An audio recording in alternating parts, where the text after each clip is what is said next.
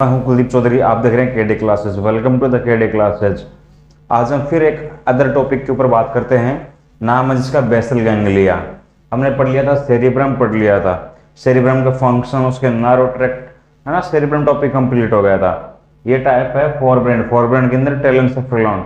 टेलेंसेफेलॉन के अंदर क्या क्या आता है? सेरिब्रम आता है, बेसल गैंग्लिया आता है, हिप्पोकैम्पस और एमाइगडाला। अब हम बात करते हैं डायंसेफेलॉन, सॉरी इसी के सेरिब्रम। जो टेलेंसेफेलॉन होता है, इसके पहला पार्ट सेरिब्रम कंप्लीट हो गया। सेकंड पार्ट है बेसल गैंग्लिया। बेसल गैंग्लिया होता है, ये किससे मिलके बना होता है? ये सेल बॉडीज होती हैं, उनके एक्यूमुलेशन होने से, उनके एक जगह इकट्ठे होने से, एक्यूमुलेट होने से बनता है ये। इट इज फॉर्म्ड बाई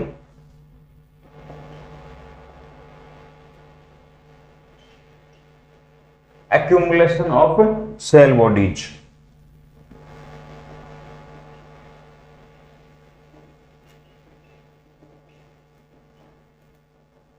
जो सेल बॉडीज होते हैं, सेल बॉडी होती है हाँ न्यूरॉन की, उसके एक्यूमुलेशन होने से बेसल गैंग्लिया का फॉर्मेशन, निर्माण होता है। बेसल गैंग्लिया होता है, इसके तीन पार्ट होते हैं। कितने पार्ट होते हैं? तीन पार्ट होते हैं बेसल गैंग्लिया के। It has three parts.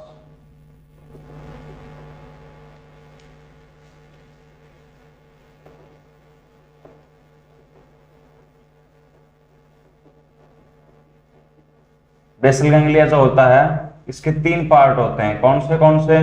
तो वो होते हैं, एक तो होता है सेरेब्रल पेड्यूंकल्स, सॉरी एक तो होता है कॉर्पस स्ट्राइटम, एक होता है सब्सटेंशिया नाइग्रा और एक होता है सबथैलेमिक न्यूक्लियाई।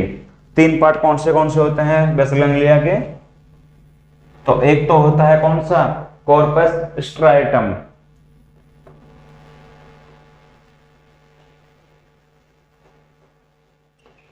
दूसरा पार्ट होता है सबस्टेंशिया नाइग्रा।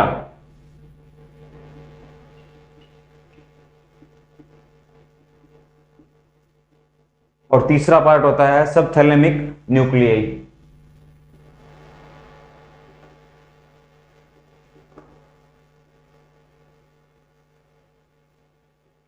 ये तीन पार्ट होते हैं। कौन से? कॉर्पस स्ट्राइटम, सबस्टेंशिया नाइग्रा और सबथैलेमिक न्यूक्लियाई। कॉर्पस स्ट्राइटम है, ये तीन न्यूक्लियस से मिलकर बना होता है। इसके अंदर कितने न्यूक्लियस होते हैं? तीन nucleus. It contains three nucleus. कौन से? कोडेट, पुट्टामेन और ग्लोबस पेलिडस।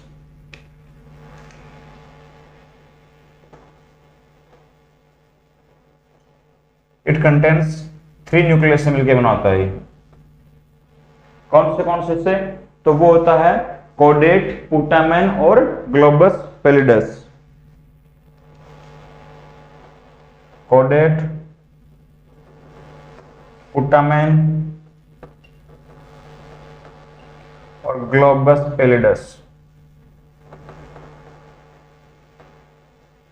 इन तीनों से मिलकर बना होता है। कौन से? कोडेट, पुट्टामेन और ग्लोबस पेलिडस। एक बात बताऊं कि बेसल गैंग्लिया होता है, अगर इसके फंक्शन के अंदर डिस्टरबेंस हो गया, यानी कि अगर बेसल गैंग्लिया ने सही से काम नहीं किया, अगर इसके अंदर कोई डिस्टरबेंस आ गया काम करने में, तो ये डिजीज को लीड करेगा। उस डिजीज का नाम होता है पार्किंसंस डिजीज। क्या? पार्किंसंस डिजीज बोलते हैं जिसको अपन। पार्किंसन डिजीज किसके कारण होती है? बेसल गैंग्लिया की डिफॉर्मिटी के कारण होती है। अगर इसके फंक्शन डिस्टर्ब हो गए, ये सही से काम नहीं किया, तो ये एक डिजीज, बीमारी को लीड करेगा, जिसको बोलते हैं हम क्या? पार्किंसंस डिजीज बोलते हैं। अब जो ये ग्लोबस पेलिडस होता है, ये क्या करेगा? ये एक न्यूरोट्रांसमीटर होता है एसिटाइलकोलिन, उसके लेवल को बढ़ा देता है पार्किंसंस डिजीज के अंदर। तो इट इंक्रीज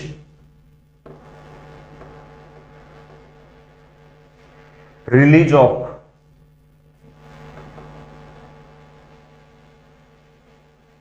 एसिटाइलकोलिन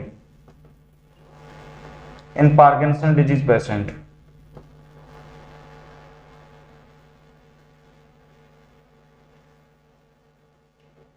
फिर से देख लो, बेसल गैंग्लिया होता है, ये किससे मिलके बना होता है? Form by accumulation of cell body. जो सेल बॉडी होते हैं उनके एक्यूमुलेट होने से, एक जगह इकट्ठे होने से मिलके बना होता है। बेसल गैंग्लिया के तीन पार्ट होते हैं। कौन से? कॉर्पस स्ट्राटम, सबस्टेंशिया नाइग्रा और सबथैलेमिक न्यूक्लियाई। बात करें कॉर्पस स्ट्रैटम होता है, ये 3 न्यूक्लियस से मिलकर बना होता है। कितने? 3 न्यूक्लियस से मिलकर बना होता है। कौन से कोडेट, पुटामेन और ग्लोबस पैलिडस।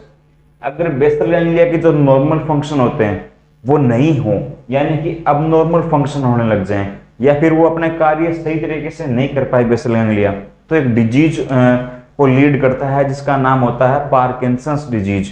Parkinson's disease. और ये ग्लोबस पैलिडस होगा, ये क्या करेगा, ये पार्किंसंस डिजीज के अंदर एसिटाइलकोलिन जो न्यूरोट्रांसमीटर होता है उसके लेवल को बढ़ा देता है। It increase release of acetylcholine in Parkinson disease. ये एक रिसेप्टर होता है ना, एक्साइटरी न्यूरोट्रांसमीटर होता है, ये एक्साइटरी मूवमेंट को बढ़ाएगा, जिसके कारण इसके अंदर एबनॉर्मल मूवमेंट होते हैं पार्किंसन डिजीज के अंदर, है ना।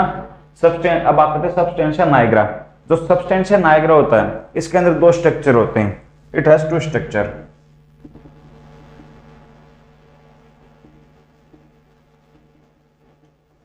कौन से वो स्ट्रक्चर? तो एक तो होता है पार्स कॉम्पैक्टा और एक होती है पार्स रेटिकुलेटा।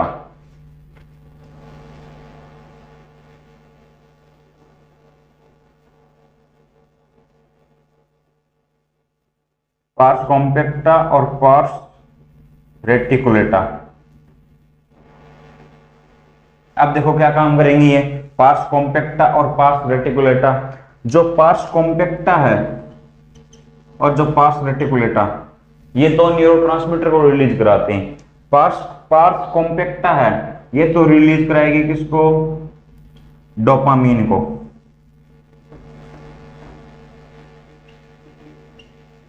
और जो पार्स रेटिकुलेटा है ये रिलीज कराएगी गाबा को।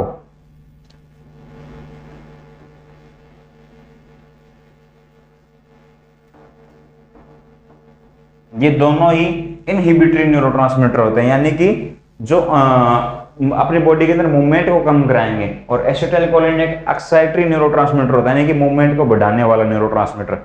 तो ये पार्स कॉम्पैक्टा रिलीज कराती है डोपामीन को, पार्स रेटिकुलेटा है वो रिलीज कराती है गाबा को। ये हो गए बेसल गैंग्लिया के पार्ट्स।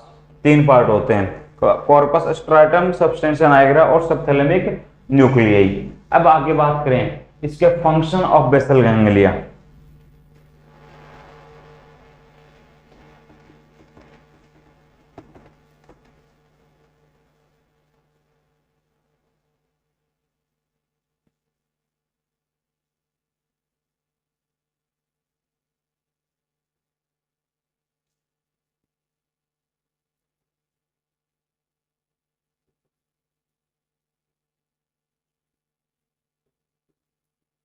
क्या क्या कार्य करता है basal ganglia?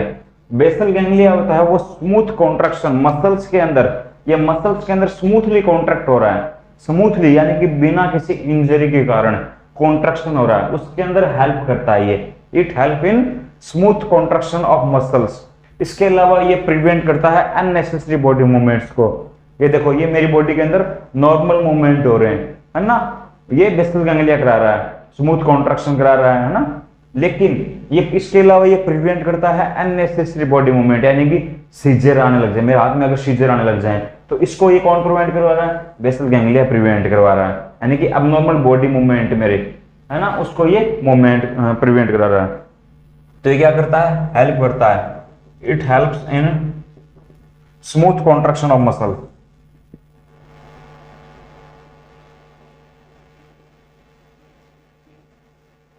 Contraction of muscles and prevent करता है इसके अलावा किसको? And also prevent unnecessary body movements को।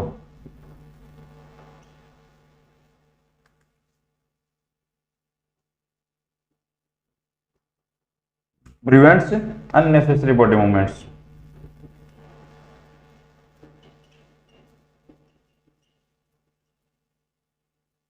एक तो ये काम करता है, इसके अलावा ये क्या करता है?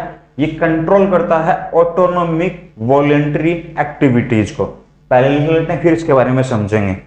किसको कंट्रोल करता है? It controls autonomic voluntary activities.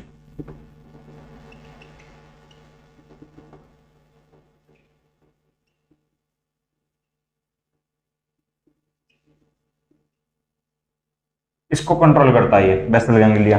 क्या मतलब हुआ? Autonomic voluntary activities. एक होता है ऑटोमेटिक, एक होता है मैनुअल। दो वर्ड हैं। ऑटोमेटिक का मतलब जो स्वतः चालित हो, अपने आप ही काम करेगी वो अपने हिसाब से, उसको बोलते हैं ऑटोमेटिक। मैनुअल मतलब अपने को खुद को उसके अंदर एनर्जी यूज करके उसको कराना होगा। तो दो हो गए। ऑटोमेटिक का मतलब जो अपने आप होती हैं। वॉलेंट्री, एक वर्ड होता है वॉलेंट्री, एक होता है इनवॉलेंट्री। यहां पर मूवमेंट्स होंगे, वॉलेंट्री मूवमेंट्स और इनवॉलेंट्री मूवमेंट्स। वॉलेंट्री मूवमेंट क्या होंगे? जिनके ऊपर अपना कंट्रोल है। जैसे कि मेरी आंख को मैं ब्लिंक कर रहा हूं, ये ब्लिंक कर रहा हूं, इसके ऊपर मेरा कंट्रोल है कि मैं अपने चाहूं तब इसको मैं रोक भी सकता हूं। जैसे कि मैं सलाइवा को अपने स्वेलो कर रहा हूं, सलाइवा को यानी कि लार को निकल रहा हूं, तो लार को ऑब्वियसली बात है कि हम चाहें तब रोक भी सकते हैं, है ना, कि लार निकलना कुछ टाइम के लिए रोक सकते हैं। तो इसको मतलब वॉलेंट्री वो एक्टिविटीज होंगी जिनके ऊपर अपना कंट्रोल होगा खुद का, लेकिन हार्ट के ऊपर अपना कंट्रोल नहीं होता, तो वो आते हैं इनवॉलेंट्री एक्टिविटीज। इनवॉलेंट्री एक्टिविटीज मतलब जिन एक्टिविटीज के ऊपर अपना कंट्रोल नहीं होता, जिनको हम कंट्रोल नहीं कर सकते। जैसे कि हार्ट रेट होगी, इसको कंट्रोल कर सकते हो क्या? अपने हिसाब से बढ़ा घटा सकते हो क्या? नहीं घटा के बढ़ा सकते। लेकिन जैसे कि स्विंग कर रहा हूं मैं, अपने आर्म्स को ऐसे कर रहा हूं, हाथों को चलते चलते, इसको भी मैं रोक सकता हूं, तो ये भी वॉलेंट्री एक्टिविटीज है ना। तो ये किसको कंट्रोल करता है? ऑटोनोमिक वॉलेंट्री एक्टिविटीज, यानी कि जो अपने आप भी होती हैं बॉडी के अंदर और जिनको हम कंट्रोल भी कर सकते हैं, उन एक्टिविटीज को ये कंट्रोल करता है। कौन सी एक्टिविटीज हैं वो? फॉर एग्जाम्पल जैसे कि स्वेलोइंग ऑफ सलाइवा, लार का निगलना।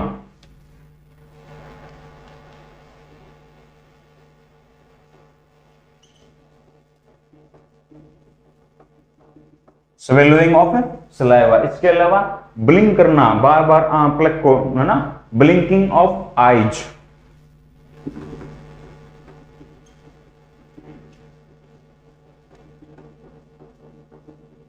इसके अलावा हाथों को ऐसे चलते हुए ऐसे करते हैं ना, उसको क्या बोलते हैं? स्विंगिंग ऑफ आर्म्स, स्विंग झुलाना, swinging of arms during walking, चलते वक्त। इनको भी कंट्रोल कर सकते हैं ना,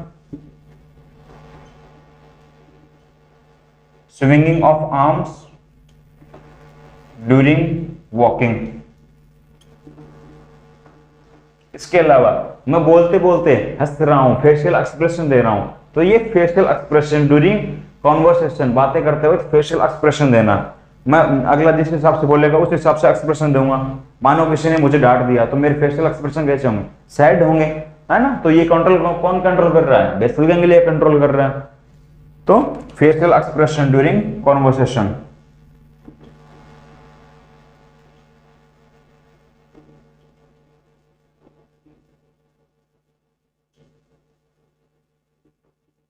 ये काम करता है बेसल गैंग्लिया। फिर से देख लो बेसल गैंग्लिया क्या काम करता है। ये हेल्प करता है, it helps in smooth contraction of muscles. Muscles के अंदर स्मूथ कॉन्ट्रैक्शन हो रहा है ताकि कोई इंजरी ना, उसको प्रिवेंट करने के लिए। तो ये कौन करा रहा है हेल्प इसके अंदर, कॉन्ट्रैक्शन के अंदर? बेसल गैंग्लिया करा रहा है। इसके अलावा ये प्रिवेंट करता है अननेसेसरी बॉडी मूवमेंट्स को। नॉर्मल बॉडी मूवमेंट्स में कॉन्ट्रैक्शन है, रिलैक्सेशन है, लेकिन अगर ये कॉन्ट्रैक्ट ही होकर रह जाए या फिर सीजर आने लग जाए, यानी कि एक्सेसिव एक्टिविटीज होने लग जाए बॉडी के अंदर, इलेक्ट्रिकल एक्टिविटी बढ़ने के कारण, है ना, इन सभी को ये प्रिवेंट करता है। इसके अलावा ये कंट्रोल करता है ऑटोनोमिक वॉलेंट्री एक्टिविटीज, जो अपने आप भी हो। ऑटोनोमिक का मतलब, वॉलेंट्री का मतलब जिनके ऊपर अपना कंट्रोल भी हो, उन एक्टिविटी को कंट्रोल करता है। इनवॉलेंट्री मतलब जिनके ऊपर अपना कोई कंट्रोल नहीं होता, है ना। तो कौन सी एक्टिविटीज हैं वो? जैसे कि स्वेलोइंग ऑफ सलाइवा, लार का निकलना, इसको हम रोक भी सकते हैं। ये काम कौन करा रहा है? बेसल गैंग्लिया करा रहा है। अगर हम ये काम नहीं कर पा रहे, लार को नहीं निकल पा रहे हैं, है ना, या फिर हम इसको रोक नहीं पा रहे, तो इसका मतलब इसकी डिस्टरबेंस हो गया फंक्शन के अंदर, बेसल गैंग्लिया सही से काम नहीं कर रहा है अपना। या फिर ब्लिंकिंग ऑफ आईज, ऐसे पलक को बार बार झपकाना, अगर हम इसको नहीं रोक रहे, है ना, इसको हम रोक भी सकते हैं। बेसल गैंग्लिया अगर नॉर्मल काम करेगा तो हम इसको चाहे जब इसको रोक भी सकते हैं या फिर ये अपने आप भी पलक झपकेगी, है ना। तो अगर इसको हम नहीं रोक पा रहे हैं, इसका मतलब बेसल गैंग्लिया अपना काम नहीं कर रहा। इसके अलावा swinging of arms during walking, ये इसका नॉर्मल फंक्शन, चलते चलते हाथों को ऐसे स्विंग करना, है ना। लेकिन अगर मान लो कि ये स्विंग नहीं हो रहे आर्म्स, या फिर हम इसको अपने हिसाब से नहीं रोक सकते, यानी कि चलते वक्त इस हाथ को रोक लिया, इसको रोक लिया, दोनों को आगे ले गए, ऐसा नहीं कर पाए, तो इसका मतलब डिस्टर्बेंस है बेसल गैंग्लिया के, काम सही नहीं हो रहा। इसके अलावा फेशियल एक्सप्रेशन ड्यूरिंग कॉन्वर्सेशन, या तो मैं सही एक्सप्रेशन नहीं दे पा रहा हूँ, यानी कि बातें ऐसा ही कर रहे हैं, मैं रोने लग जाऊं, वो तो एक साइकोसिस के अंदर चला जाता है। लेकिन इसके अंदर क्या है, फेशियल एक्सप्रेशन देना, बातें करते वक्त फेस का जैसे हंसना, सैडनेस, ये सभी एक्सप्रेशन देना, वो कौन करा रहा है, बेसल गैंग्लिया करा रहा है। और ये सभी एक्टिविटीज कौन सी, ऑटोनॉमिक वॉलंटरी एक्टिविटीज, मतलब जो अपने आप भी होंगी अपनी बॉडी के अंदर, और वॉलंटरी यानी कि जिनके ऊपर अपना कंट्रोल भी है, तो वो सभी को कंट्रोल करता है बेसल गैंग्लिया। अगर बेसल गैंग्लिया की फंक्शनिंग के अंदर डिस्टर्बेंस हो गया, अगर ये काम सही से नहीं कर पाए बेसल गैंग्लिया, तो एक बीमारी होगी जिसको क्या बोलते हैं, पार्किंसंस डिजीज। क्या, डिस्टर्ब्स फंक्शन, नोट लगा के लिख लो।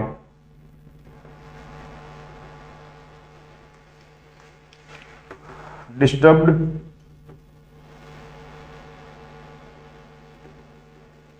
फंक्शन ऑफ बेसल गैंग्लिया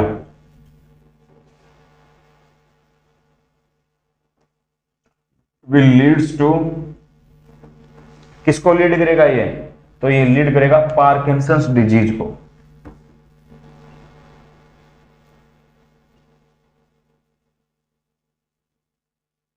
है ना। तो पार्किंसन डिजीज किसके कारण होती है, बेसल गैंग्लिया की डिसफंक्शनिंग के कारण होती है पार्किंसन डिजीज। इसी के साथ में ये बेसल गैंग्लिया जो पार्ट था ब्रेन का, वो हमने कवर कर लिया है पूरी तरीके से।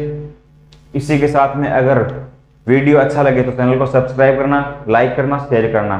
Thank you for watching KD classes.